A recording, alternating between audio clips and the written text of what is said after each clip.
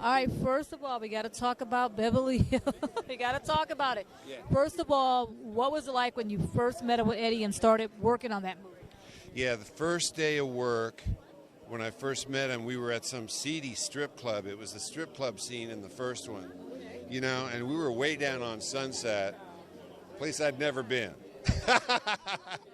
And I drove up in a 78 Buick of no distinction or aesthetic value whatsoever. It had primer on it and stuff. And suddenly, I'm just, getting my stuff together, and this mirage of a car just pulls up next to me. It's a white Corniche Rolls Royce with red interior, and I went, "It's Eddie."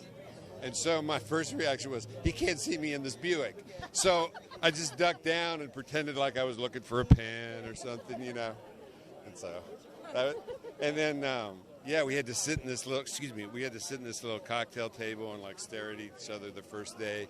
We were all a little shy, but what was funny was when the camera went, our characters it was just there, right away. That first day, the dynamics were right there. So You didn't meet him until you actually got on the set that shot? I didn't meet him until that first day. Yeah, because, originally, Sylvester Stallone was going to play it. It was a vehicle for him. I was cast before Eddie because I was cast as this young rookie who dies a terrible death that makes Sly even more, he wants to avenge Billy's death. So when Sly moved on to Cobra, I was like, oh, man, I don't get to die. I don't get to, And then suddenly I'm in an Eddie Murphy movie and I'm thrilled. But it wasn't a comedy.